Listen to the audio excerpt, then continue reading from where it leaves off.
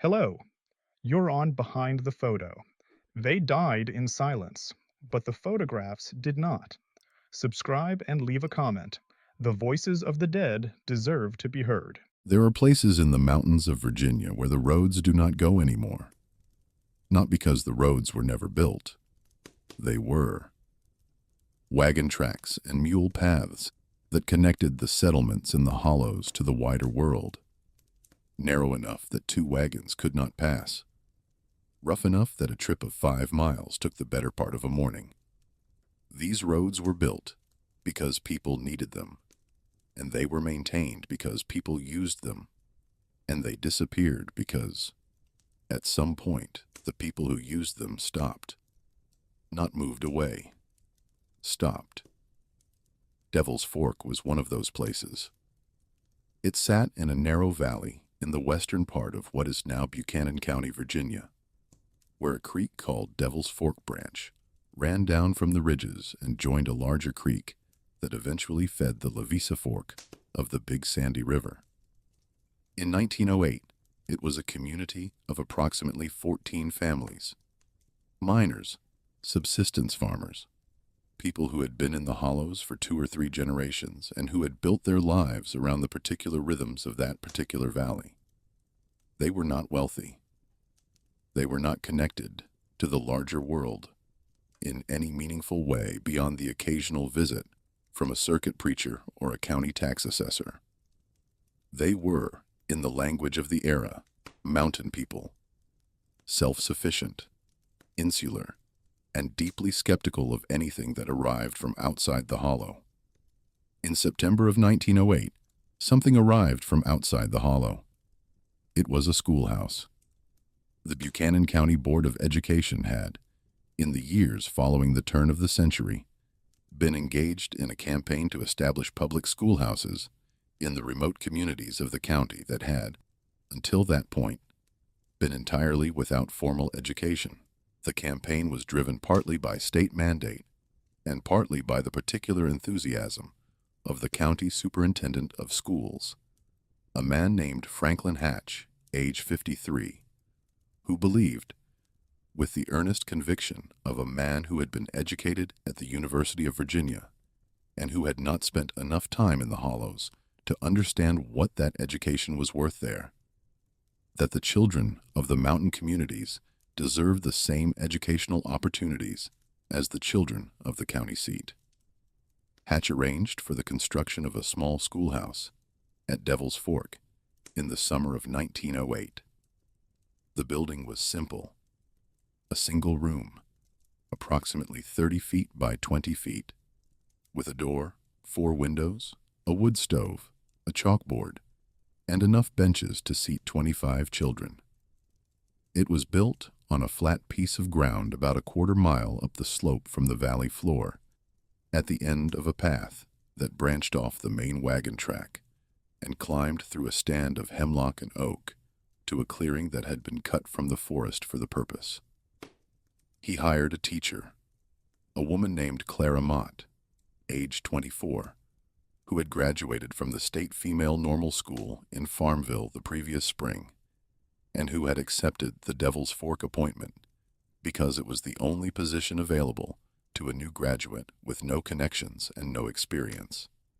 She arrived in the valley in early September, boarded with a family named Sloan, who lived at the lower end of the community, and opened the schoolhouse for enrollment on September 14, 1908. 22 children enrolled.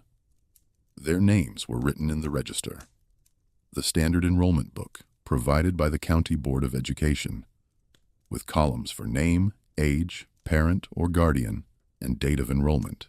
Clara Mott filled it out carefully, in the neat handwriting she had been trained to use, recording the names of 22 children between the ages of 6 and 14, who would constitute the student body of the Devil's Fork School. The register has never been recovered. School began on Monday, September 21st, 1908. Clara Mott's personal journal, not the school register, which was the property of the County Board of Education, but her own private diary, which she had kept since her first year at the normal school. records the beginning of that first week in entries that are notable for their ordinariness. She describes the walk up the path from the Sloan house to the schoolhouse. She describes the morning light on the hemlocks. She describes the children arriving, in pairs and small groups, walking up the same path from the valley floor, carrying lunch pails, wearing the clothes of mountain children. In 1908, which is to say clothes that had been made by their mothers and repaired many times. She describes opening the door, lighting the stove, beginning the day. The entries for the first 2 weeks are unremarkable in every particular. She taught reading, arithmetic, and penmanship to children whose previous education had been entirely domestic.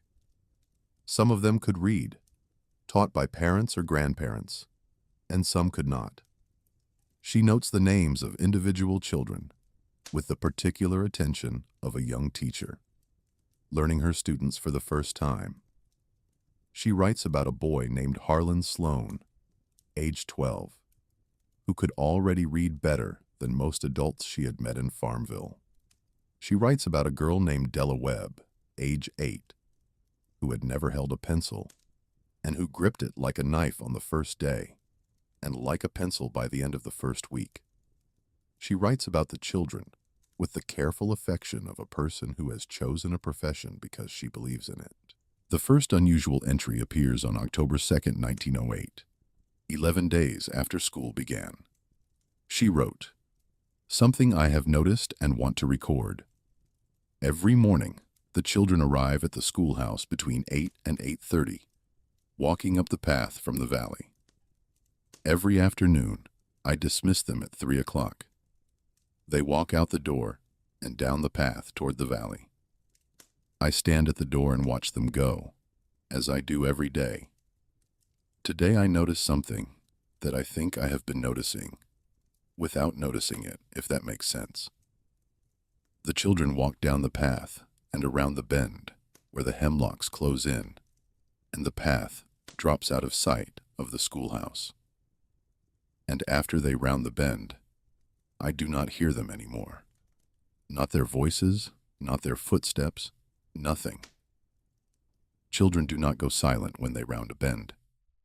Children make noise continuously, especially after a day of being told to sit still. The silence after the bend is immediate and complete. I walked down the path this afternoon, after the last child had gone, to see if something about the terrain explained it. A sudden drop, a dense section of forest that absorbed sound. The terrain did not explain it. The path continues through open hemlock, with good sight lines for at least another 100 yards past the bend. There is no physical reason for the sound to stop where it stops. I am probably overthinking this. Children walk quickly when they are headed home. They are probably out of earshot before I notice. I am recording it because I want to keep an honest account of my observations, and this is one of them. The entry for October 5th is longer. She wrote, "I have begun watching more carefully.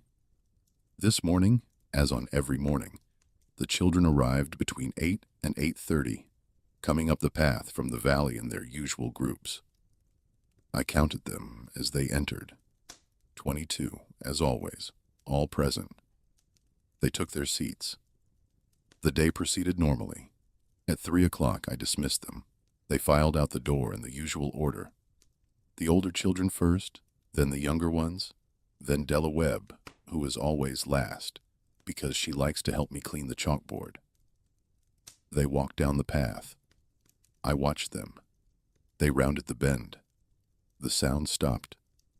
This time, I walked down the path immediately. Not 5 minutes later. Not after closing up the schoolhouse. Immediately, within 30 seconds of the last child rounding the bend. The path was empty. Not empty the way a path is empty when children have just walked down it and you are a few dozen yards behind them and they are out of sight. Empty the way a path is empty when no one has walked on it in hours. The dust on the path was undisturbed. There were no footprints. I stood on the path for a long time. Then I went back to the schoolhouse and sat at my desk and tried to think about what I had seen and what it meant. I do not have an explanation. The entry for October 7th. She wrote, I spoke to Mrs. Sloane this evening about the children. I asked her carefully what time the children usually arrive home after school. She looked at me with an expression I did not understand. Then she said, they come home when they come home. I asked what she meant. She said, Miss Mott, the children go up the path in the morning, and they come home. That is all I can tell you. Please do not ask me again. I asked her whether Harlan, her own son, the 12-year-old, the good reader, comes home at a regular time. She did not answer. She went into the other room and closed the door. She did not speak to me for the remainder of the evening. This morning she was civil but brief, and she has not mentioned the conversation. I am beginning to think that the families know something about the path and the schoolhouse that they have not told me. October 9th, today, I did something I am not sure I should have done.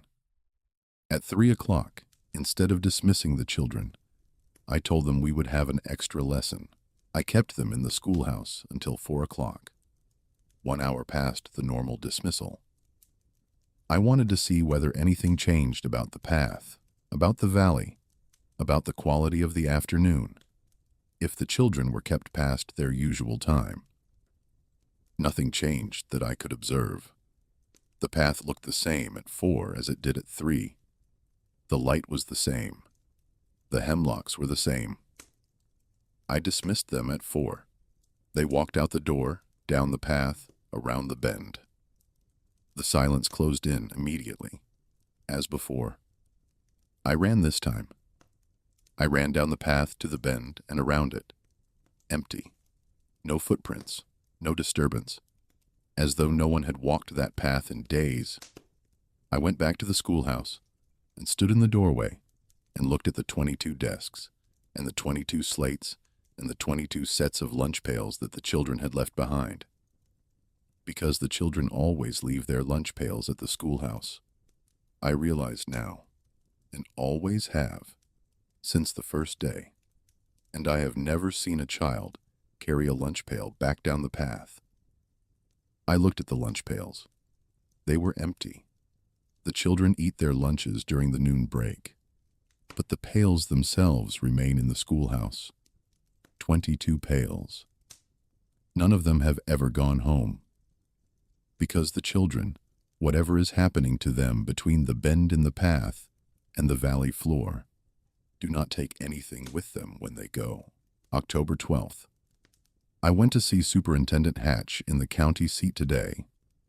I rode the wagon with the mail carrier, which is a 4-hour trip each way, and I spent 1 hour in Mr. Hatch's office, attempting to explain what I have observed.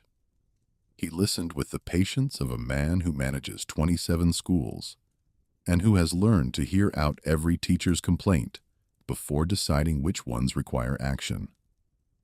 When I finished, he asked me whether the children were attending regularly.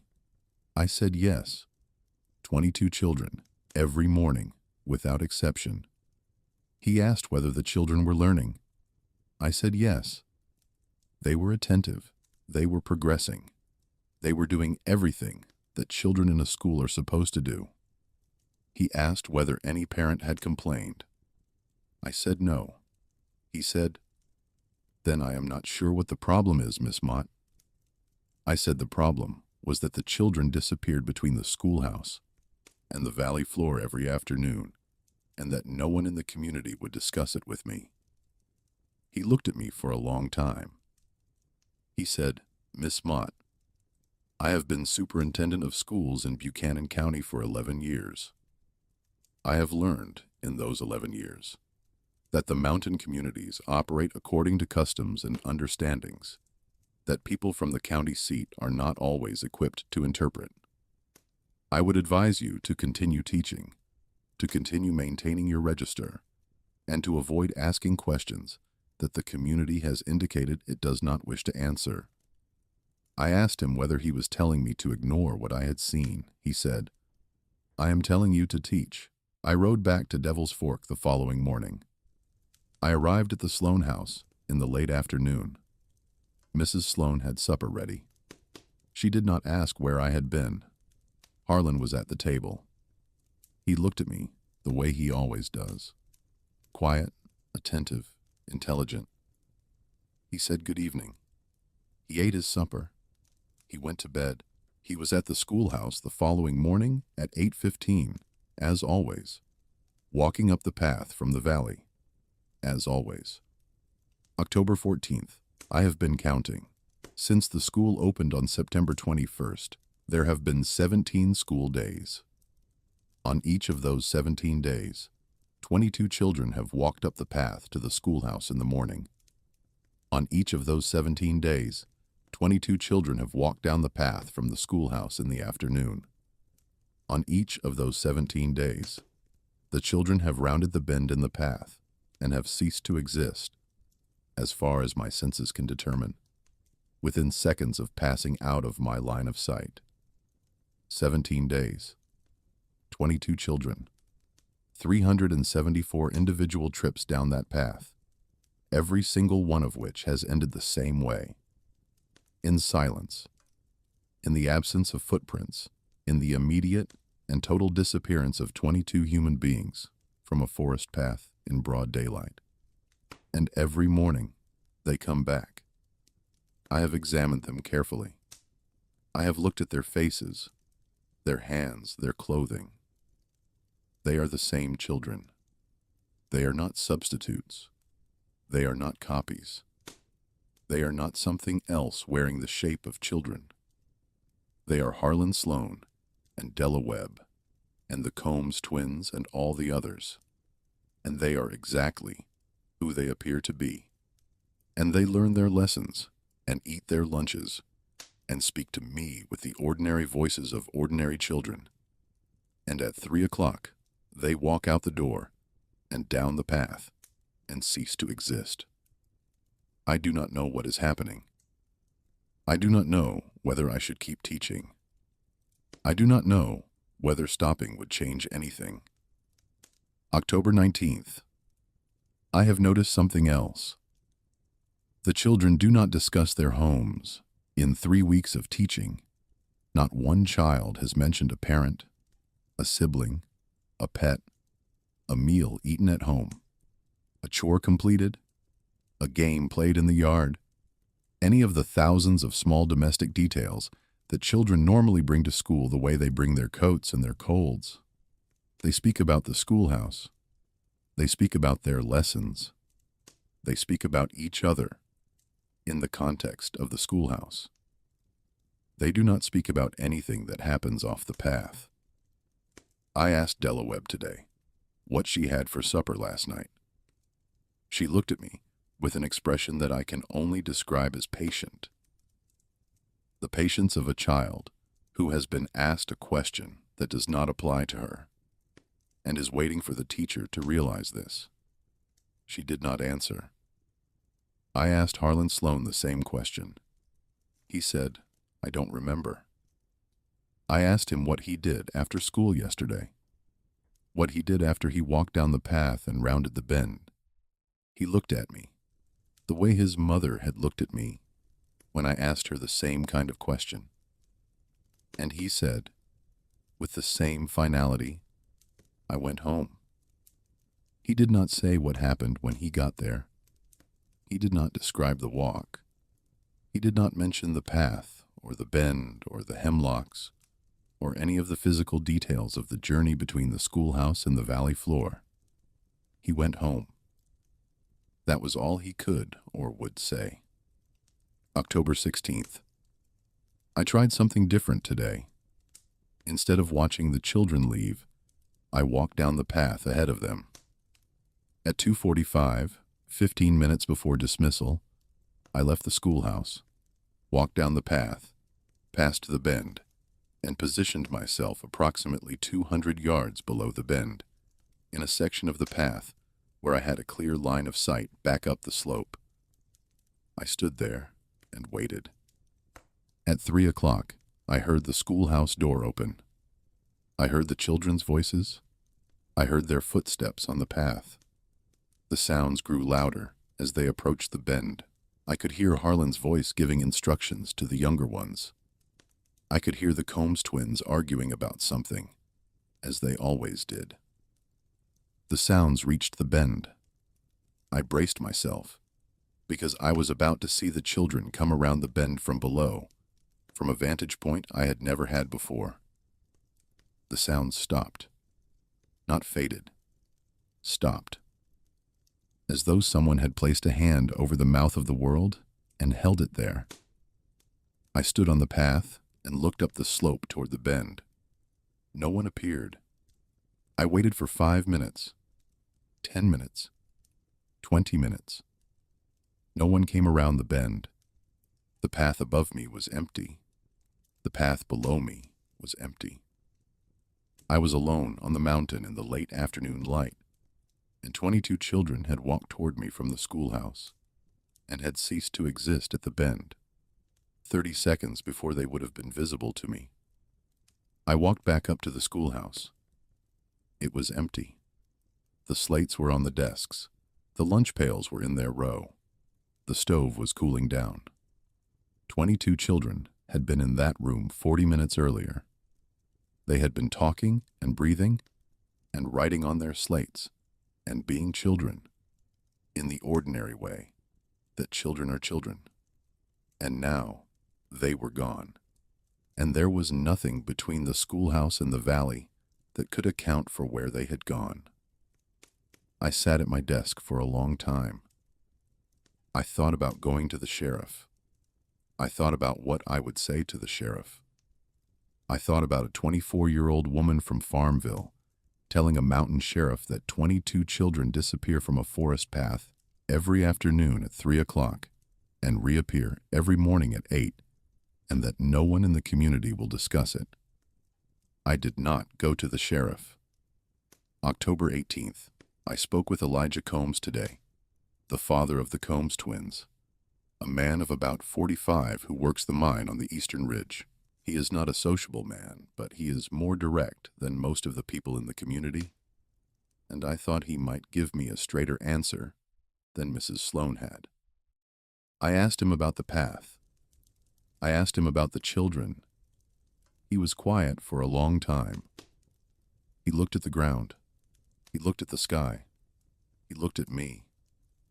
He said, "Miss Mott, how long have you been here?" I said, 5 weeks. He said, "You came from the county seat. You came because they told you to come and teach school. You were a good teacher. The children like you. My boys come home and they talk about what you taught them, and they are learning things I could not teach them. I am grateful for that." He paused. He said, "But you are asking about things that are not yours to ask about. They are not mine to explain. They are older than this community. They are older than the county.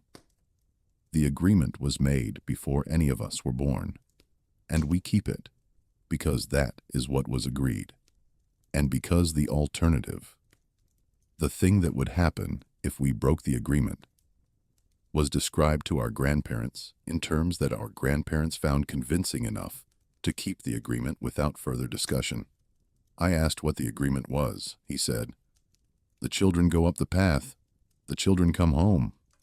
That is the agreement. What happens in between is not ours." I asked him what that meant. Not ours. He said, "It means what it means, Miss Mott. The children are ours in the morning, and they are ours at night.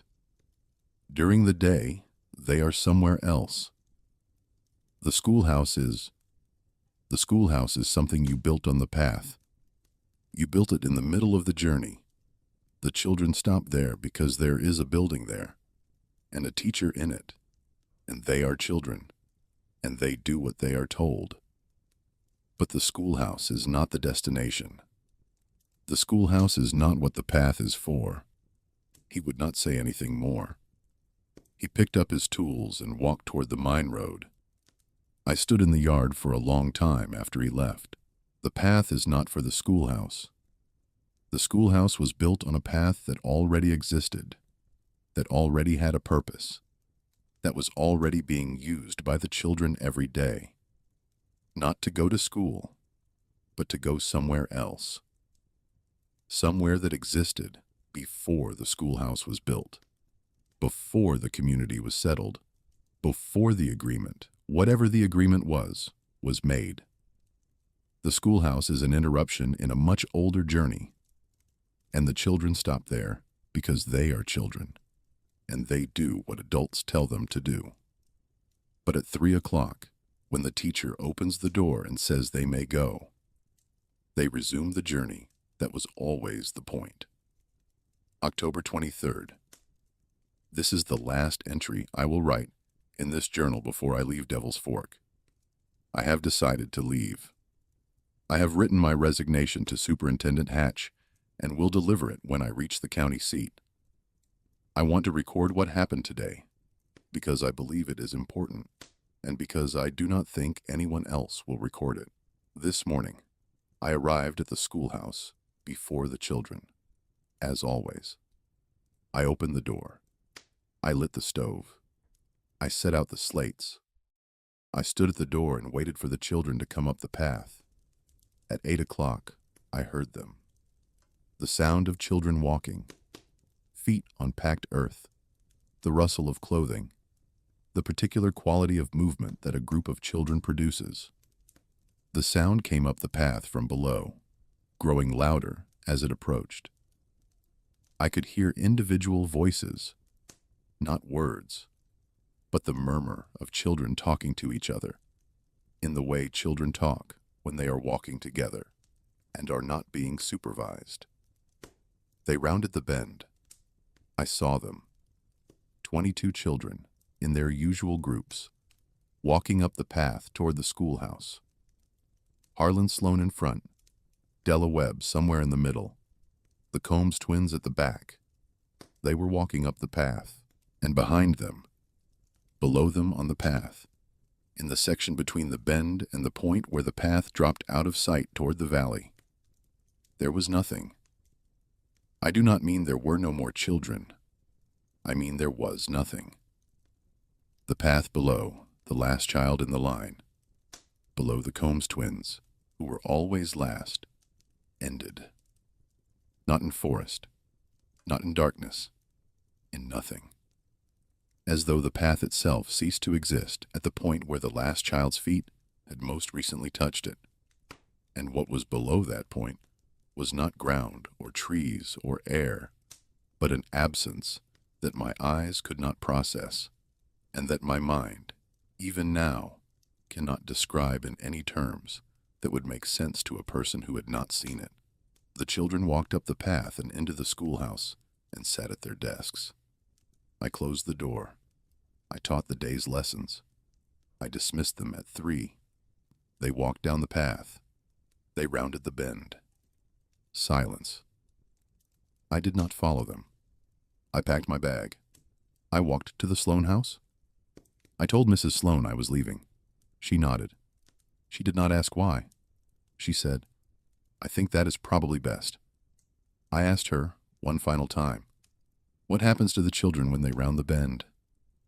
She looked at me for a long moment. Then she said, "They go where they go, Miss Mott. They have always gone where they go. The school does not change that. Nothing changes that. We send them up the path in the morning because that is what we agreed to do, and they come home because that is what was promised. We do not ask about the rest. We were told not to ask about the rest." I asked who told them. She said, "The ones who were here before us." She would say nothing more. Clara Mott left Devil's Fork on October 24th, 1908. She delivered her resignation to Superintendent Hatch, along with a written report detailing her observations. The report was received by the County Board of Education on October 27th. According to the board's minutes for October 28th, The report was read in closed session, and a motion was passed to seal it. The motion carried unanimously. The report was placed in a sealed envelope and filed in the board's records. The sealed envelope was opened in 1974, when the Buchanan County Board of Education's historical records were transferred to a new facility. The archivist who processed the transfer opened the envelope, read the contents, and resealed it with a note indicating that the material had been reviewed and that its sealed status should be maintained. She did not make a copy. The envelope was opened again in 2019 by a researcher named Thomas Aldridge, who had obtained permission from the county board to examine historical records from the early 20th century. He was the first person outside the Board of Education to read Clara Mott's report in 111 years. He found inside the envelope the report and one additional document, a brief memorandum from Superintendent Hatch, dated November 1908, addressed to the board. The memorandum reads, "I have visited the Devil's Fork community and confirmed that the schoolhouse is no longer in operation. The building will be demolished at the earliest opportunity. I recommend that no further educational services be extended to the Devil's Fork community, and that the reasons for this recommendation not be recorded in the board's public minutes." The memorandum contains one additional line, written in a different ink, as though added after the original document was completed. A postscript that Hatch apparently felt compelled to include, despite his own instruction that the reasons not be recorded. It reads, "I have seen the path. I do not recommend that anyone else see it." Aldridge, the researcher who found these documents in 2019, attempted to investigate further. He traveled to what remains of the Devil's Fork community, which is very little. The valley is accessible by a single unpaved road that has not been maintained by the county since the 1970s. The houses that stood there in 1908 are gone, replaced by forest and the slow work of a century of weather and neglect. There are foundations visible, if you know what to look for. Stone footings, collapsed chimneys, the compressed rectangles of ground where floors once lay. The Sloan House, where Clara Mott boarded, is identifiable from county records, but is represented now by nothing more than a stone chimney standing alone in a grove of maples. Aldridge looked for the path. He found it, or found what he believed was the remnant of it. A narrow depression in the forest floor, climbing from the valley toward the ridge, visible only because the ground along its line was slightly lower than the ground on either side, compressed by decades of use that had ended more than a century earlier. He followed the depression uphill through the hemlock and oak, past the point where he estimated the bend had been, to a flat area near the top of the slope where the trees were younger than the trees around them. Second-growth forest, the kind that fills in when a clearing is abandoned and the canopy slowly closes over it. The clearing where the schoolhouse had stood. He found no foundation. Hatch's memorandum had specified that the foundation was to be buried, and it had been. Whatever remained of it was underground, beneath a century of leaf litter and root growth. He found no artifacts on the surface. He found nothing that indicated a building had ever occupied the site except the age of the trees, which were younger than they should have been if the forest had been uninterrupted. He stood in the clearing for approximately 30 minutes. He wrote in his research notes that the clearing had a quality he found difficult to name, not threatening, not unusual in any way that he could point to, but somehow attentive, as though the space were aware of his presence in a way that forest clearings are not usually aware. He attributed this, in his notes, to the power of suggestion. He had just read Clara Mott's report and her journal, and he was predisposed to find the site significant. He acknowledged the bias. He recorded it. He left. He has not published his findings. He has mentioned them in correspondence with 2 other researchers, both of whom have expressed interest, and neither of whom has visited the site. The schoolhouse was demolished in 1911. The foundation was buried. The path from the valley floor to the clearing where it had stood was allowed to grow over. Within a few years, there was no physical evidence that a schoolhouse had ever existed at Devil's Fork. The 22 children, whose names were written in the register that was never recovered, that presumably burned or was destroyed with the schoolhouse, were never reported missing. Their families did not file reports. The county did not inquire. The children simply ceased to appear in any official record after October of 1908. No subsequent census for the Devil's Fork community lists any children under the age of 18. Clara Mott returned to Farmville after leaving Devil's Fork. She did not resume teaching. She took a position as a clerk in a dry goods store and held it for 3 years before marrying a man named Walter Brennan, a railroad worker, in 1911. She moved with him to Roanoke. She died in 1961 at the age of 77.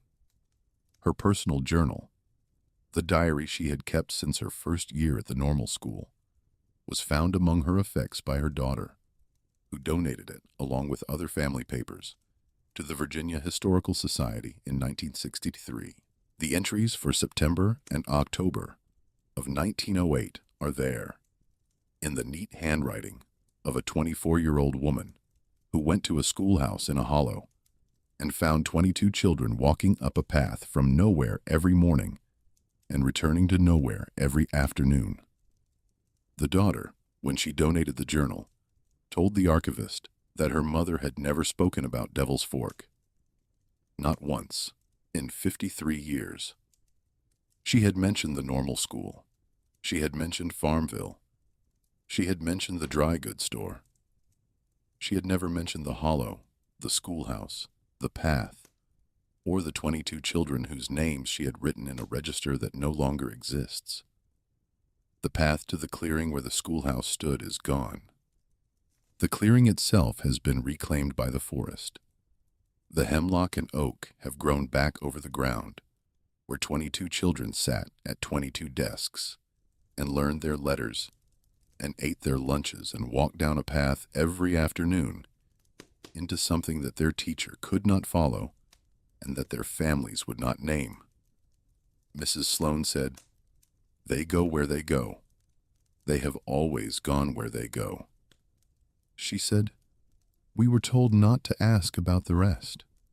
She said, "The ones who were here before us, the ones who were here before us, before the families, before the settlement, before the county drew its lines and the superintendent built his schoolhouse, and a 24-year-old woman from Farmville walked up a path into a clearing in the mountains and found, waiting for her, 22 children who came from somewhere that was not the valley below, and who returned every afternoon to somewhere that was not on any map.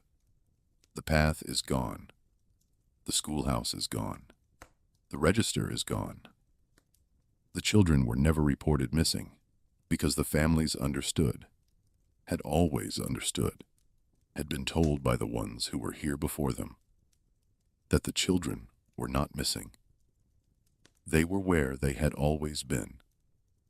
They were where they went, and the school, the lessons, the slates and the chalkboard, and the wood stove, and the young teacher from Farmville. All of that was just what happened on the path between one place and another. Between the place the children came from in the morning and the place they returned to at 3 o'clock. Every afternoon, without footprints, without sound, without ever once mentioning where they went when they rounded the bend. Elijah Combs said the agreement was made before any of them were born. He said the alternative was described to their grandparents in terms their grandparents found convincing. He said the children were theirs in the morning and theirs at night, and during the day they were somewhere else, and the somewhere else was not theirs. Clara Mott, in the last entry of her journal before she left Devil's Fork, wrote one final observation that she underlined twice. She wrote, "The children are happy." She wrote, "I want to be clear about this, because everything else I have written in this journal could give the impression that the children are victims, that they are suffering, that they are being taken against their will. That is not what I observed. The children are happy. They enjoy their lessons. They enjoy each other's company. They enjoy the walk up the path in the morning, and they do not appear to dread the walk down the path in the afternoon. They are, in every observable respect, healthy, well-fed, alert, and content. Whatever is happening to them, wherever they go when they round the bend, it is not something that frightens them. It is not something they resist. It is, as far as I can tell from their behavior and their demeanor, something they accept the way children accept the structure of their lives, as given, as normal, as the way things are. That is, I think, the most unsettling part of all of this. Not that the children disappear, that they are fine with it, that they have always been fine with it, that whatever is on the other side of that bend, whatever the ones who were here before us arranged, whatever was agreed to before the first family built the first cabin in that hollow, is something the children understand on some level that I do not have access to as home. Not the valley, not the cabins, not the families, the bend, the path, the place they go. That is home. And the rest, the morning, the schoolhouse, the lessons, the teacher from Farmville with her chalkboard and her questions, the rest is just the interruption. The journey was always the point. The 22 children of Devil's Fork have been walking that path for a very long time. They may be walking it still. The name fades. The face dims. But as long as someone is watching, the story lives. Leave a like, drop a comment, and subscribe to Behind the Photo. Don't let this frame disappear.